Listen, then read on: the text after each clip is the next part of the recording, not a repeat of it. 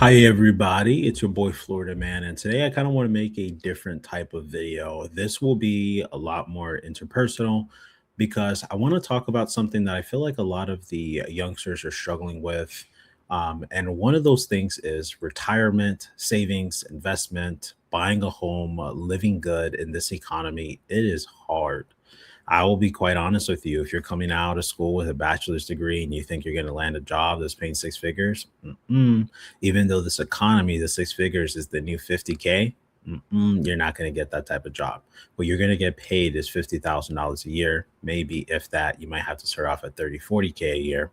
And then on top of that, you'll also not make that much because you have to consider overtime that they will expect you to do. You also have to consider that it's not really 50K as it was 5, 10 years ago. It's like almost half of that. So the value of our money has gone down. So I kind of want to give you kind of like a three-pillar method that I like to call the trifecta. And this has helped me a ton in progressing in my life. So I call it the trifecta method. This is a method that I'm going to be using in order for me to retire in the next 5 years. And I know this sounds crazy to people, but it's definitely very possible if you just listen to my words. These are words of wisdom, trying to help you guys out. So the very first important thing is income. You need income. Doesn't matter where it's from, doesn't matter what it is, you need money. So, ideally, you want this source of income to be something like a STEM career. It could be the medical field, it could be tech field, it could be blue collar work, it could be a business, but you have to have income. So you have to think of the source of income is very important because that's one of the very important parts of this whole trifecta in order for you to early retire. So if you're somebody that is very directionless, you don't know what you want to do in life, where you go, join the military.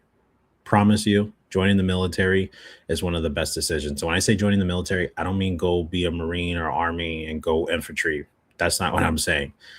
What I'm saying is doing something like joining the Air Force, joining the Navy, joining the Space Force, the Coast Guard, and doing something like cybersecurity, intel, some sort of like prestigious role that also pays a lot of money, being a pilot, whatever it is.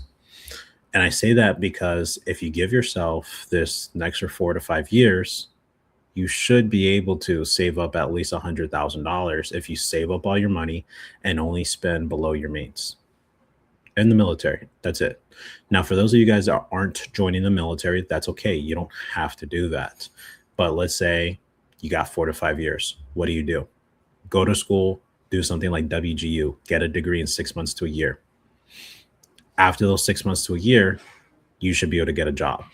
Now, obviously, you're going to try to apply to jobs without the degree, but that gives you an extra 4 years of income on top of you having the degree. The time you still getting the degree, you got 4 years of income to build up your income to making over six figures.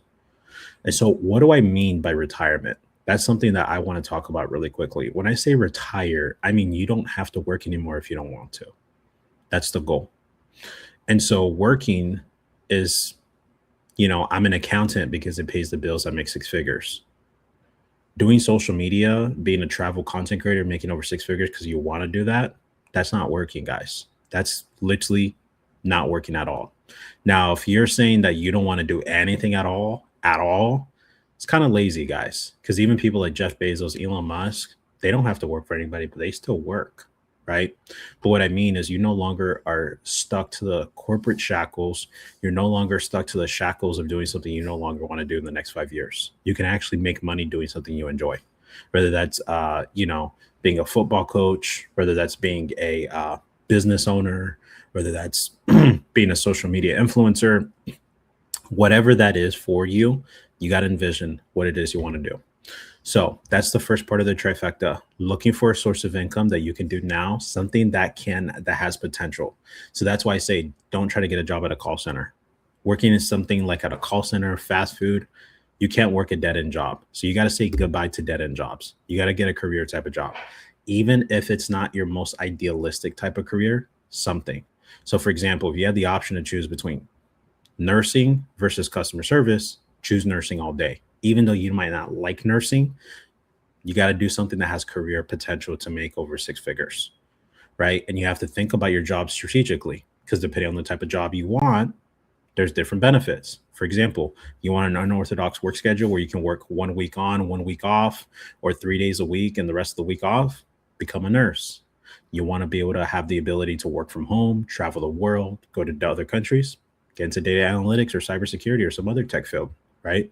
So you got to think about what it is you want from a specific career. You got to think about it.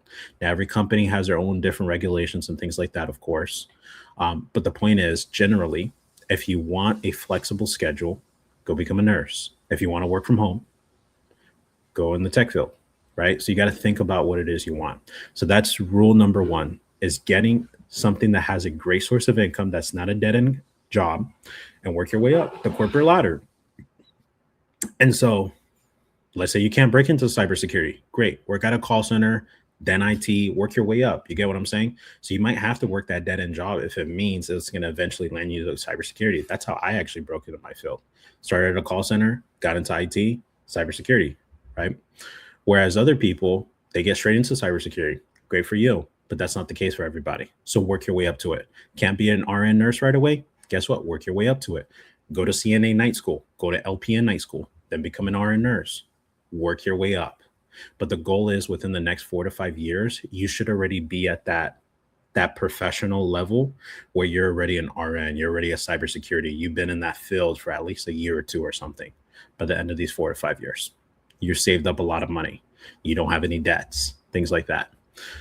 Second rule, very, very important, guys. Very important that you have a lifestyle that you're envisioning, a lower cost of living lifestyle. Now, everybody has their own opinion. Everybody can choose their own lifestyle. There are different lifestyles out there. But what I would recommend personally is either staying in a specific city or state with a lower cost of living, or you also have to make sure too, let me preface this. When I say lower cost of living state or city, you also want a place that has jobs. So if you ever get laid off in this job economy, it's very possible you can easily find a job. You don't want to be in the random middle of nowhere, Boontock, Ohio. Let's say you're a black person or brown person and everyone there is white. There's a bunch of racism and it's hard for you to get a job, right? And you're working from home. So you're not used to dealing with people in the outside world, right? So you got to think of these things logically too, right? So you have to think objectively, okay, what's actually best for me in terms of where I live, right? But what I mean by this is the second trifecta is you have to think long term. Okay, do I want to be a digital nomad? Do I want to work from abroad? Okay, maybe I can go become an English teacher and make $10,000 a month working in Singapore and they pay all my bills for me. That's a thing too people don't know about. So my point is you got to think long term. What's my actually end goal? When I actually want to retire in the next 5 years, what does that look like? Does that look like being a digital nomad? Does that look like being in a city, but just living very below my means? Does that look like living off grid somewhere? What does that actually look like? And so you have to actually envision that so that you can prepare yourself. And this is why I say that. Let's say you want to live off grid and let's say you go the military route. Just an example. You don't have to join the military. By the time you finish the military, if you, let's say, have a bachelor's degree, you can make over $200,000 saved up. Easily 200K saved up. You get the VA home loan, bam, off grid, completely cash paid for. You only have to come up with $500 a month for the rest of your life for all your expenses. And so anything above that, unnecessary. So I'm just trying to give you guys perspective here. You got to think what you want to do long term. You want to be a teacher? Go ahead and get your bachelor's degree from WGU. Do that crap in 6 months. Bam, guess what you can do? You can go ahead and move to Singapore. Make almost $10,000 a month. They cover your food, they cover your housing, whatever it is. Every company, of course, they have their own different, benefits that they offer, but most of the time they cover your housing, your utility bills, all that stuff. And plus they pay you like a good 5 to 10K a month at least. And so that's really good money over there in Singapore. So just think about it in perspective. That's what I'm trying to explain to you guys. You guys can retire in the next 5 years, even in this bad economy. You just have to think smarter than you were before. The third thing that's also very important. It's very, very, very important for us to make the distinction between short-term and long-term. So what I mean by this is, let's say right now you're working as a nurse. That's not what you want to do for the rest of life. Let's say, I don't know, maybe some people, that's their dream job, right? To me, that's retiring. If you're doing something that's your dream, like being a content creator, great. By all means, you're retired. You don't have to work anymore for the rest of your life.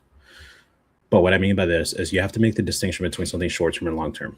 For example, some people, They have seasonal type of jobs. Let's say you have a moving business, and your moving business, it makes like 10K a month, but it only does it for the 3 months of the summer. So what do?